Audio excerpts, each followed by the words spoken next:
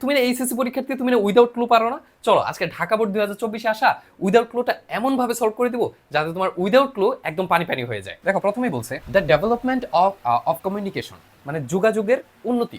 যোগাযোগ এটা হইতে পারে তোমার রাস্তাঘাটের যোগাযোগ, হতে পারে তোমার ওভার টেলিফোন বা ফোন কল, যে কোনো ভাবে যোগাযোগ।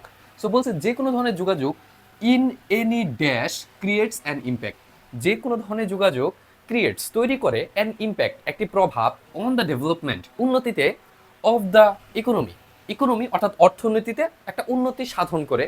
যোগাযোগের উন্নতি, এখন যোগাযোগের উন্নতি বলতে কোন যোগাযোগ বলছে? যে কোনো ধরনের যোগাযোগ হতে পারে। তাহলে আমরা কি দিতে পারি? In any sector, in any sector দিতে পারি, অথবা আমরা দিতে পারি এরিয়া, অথবা আমরা দিতে পারি ফিল্ড। আমরা দিতে পারি কি? আমরা দিতে পারি ফিল্ড। আবার দেখো এরপর বলছে creates an impact development of the economy, অর্থনীতিতে উন্নতি সাধন করে। তারপর বলছে একটা উন্নতির কথা বলছে, তারপর বলছে দ্য গ্রস ড্যাশ প্রোডাক্ট। তোমরা এর আগে যখন হচ্ছে বাংলাদেশ ও বিশ্ব পরিচয় পড়েছো 9-10-এ, তখন কিন্তু একটা ইয়া ছিল যে gross domestic product.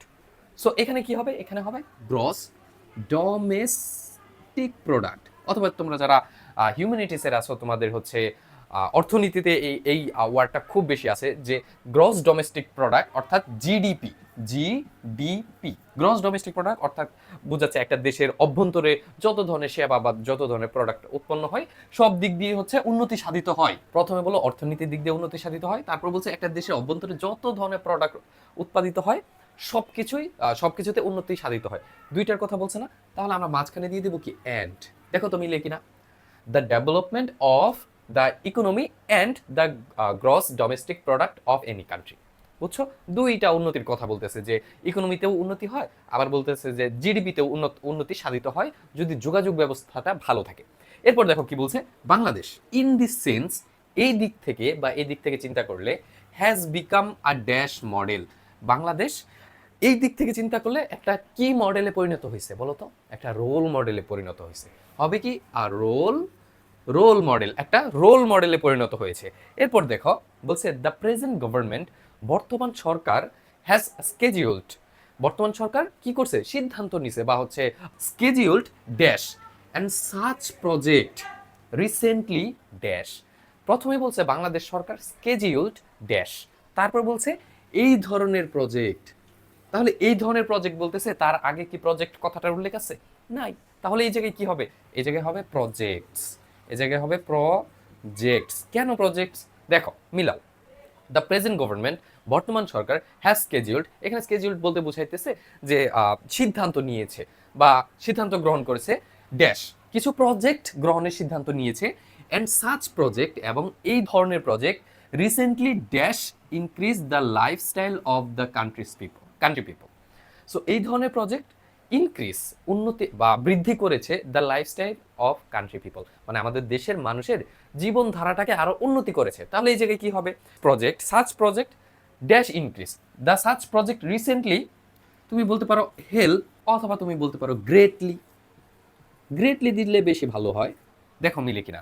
Such project, এই ধরনের প্রজেক্ট রিসেন্টলি, সাম্প্রতিক সময়ে, গ্রেটলি ইনক্রিজ, খুব ভালোভাবে ইনক্রিজ করেছে, বৃদ্ধি করেছে the lifestyle of country people, মানুষের বা আমাদের দেশের মানুষের জীবনধারা বা জীবন জীবিকাকে খুব ভালোভাবে উন্নতি সাধিত করেছে। তুমি এখন যে ভিডিওটা দেখতেছো এটা কিন্তু জাস্ট একটা বোর্ডের সমাধান, কিন্তু তোমাদের সকল বোর্ড আমি একটা ভিডিওতে সমাধান করে দিয়েছি ব্যাখ্যা সহ, এবং সেই লিঙ্কটা আমি ডেসক্রিপশনে অথবা কমেন্ট বক্সে দিয়ে রাখবো, তুমি চাইলে সেখান থেকে ক্লিক করে দেখে নিতে পারো। We can dash here some of such development.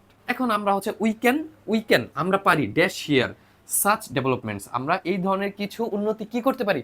এখন দেখতে পারি। চলো নিচে দেখি, এই লাইন দিয়ে ওইটাই বোঝাচ্ছে। তাহলে কি হবে? উই ক্যান সি হিয়ার, চলো আমরা দেখি সাম অফ দ্য ডেভেলপমেন্টস, কিছু ডেভেলপমেন্ট, কিছু কি কি development? The Padma multipurpose bridge, মানে হচ্ছে পদ্মা বহুমুখী সেতু। এরপর বলছে দ্য ড্যাশ ওয়ে, এখানে ড্যাশ ওয়ে দিয়ে কি বোঝাচ্ছে? দ্য হাইওয়ে, তুমি বলতে পারো হাইওয়ে, বলতে পারো হাইওয়ে, অথবা তুমি বলতে পারো এইচ নাম্বার, অথবা তুমি বলতে পারো দ্য এক্সপ্রেসওয়ে। বাংলাদেশে যে এক্সপ্রেস ওয়েগুলো তৈরি হচ্ছে এগুলোও কিন্তু একটা কমিউনিকেশনের পার্ট। সো বলতেছে দ্য এক্সপ্রেসওয়ে, দ্য হাইওয়ে, অথবা তুমি বলতে পারো the elevated way. Elevated way, ঢাকাতে তোমার একটা নতুন এলিভেটেড ওয়ে তৈরি হয়েছে, যেটা হচ্ছে ঢাকার ফার্মগেট থেকে বা বিজয় সরণি থেকে তোমার এয়ারপোর্ট পর্যন্ত খুব দ্রুত সময়ে উপর দিয়ে চলে যাওয়া যায়। সো এগুলো হচ্ছে যোগাযোগের একটা অংশ, তুমি সেটা দিয়ে দিতে পারো, মানে এখানে ওয়ে ওয়ার্ডটার সাথে মিলিয়ে দিবা। তারপর বলছে the Bangabandhu tunnel under the river dash, Bangabandhu tunnel হচ্ছে কোন নদীর নিচ দিয়ে গেছে, সেটা তুমি এখানে দিয়ে দিবা under the river of Karnaphuli, Karnaphuli নদীর নিচ দিয়ে গেছে, তাহলে হবে কি কর্ণফুলী, তুমি কর্ণফুলী দিয়ে দাও, শেষ। এরপর and the metro rail in Dhaka, মানে ঢাকাতে মেট্রো রেল, এগুলো হচ্ছে কিছু যোগাযোগের অংশ যার ফলে বাংলাদেশের মানুষের জীবন অনেক ভালোভাবে পরিবর্তন হয়ে গিয়েছে বা বাংলাদেশের মানুষের জীবন উন্নত হয়েছে। এবং এরপর বলছে যে the national and international business will be dash. আচ্ছা, বাংলাদেশে যে এই যোগাযোগ উন্নতি হইতেছে, মানুষের জীবন উন্নত হইতেছে, এর ফলে কি হবে? The local and the international business, মানে লোকাল স্থানীয় বিজনেস এবং ইন্টারন্যাশনাল যে বিজনেসগুলো আছে তারা আমাদের দেশের দিকে আকর্ষিত হবে আমাদের দেশে আরো বিনিয়োগ করার জন্য। তাহলে কি হবে? তাহলে হবে interested, will be interested, will be interested, তাহলে কি হবে? তারা ইন্টারেস্টেড হবে। অথবা তুমি দিতে পারো উইল বি অ্যাট্রাক্টেড, অ্যাট্রাক্টেড দিতে পারো।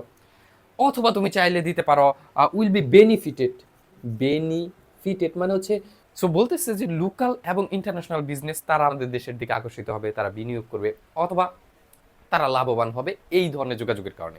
সো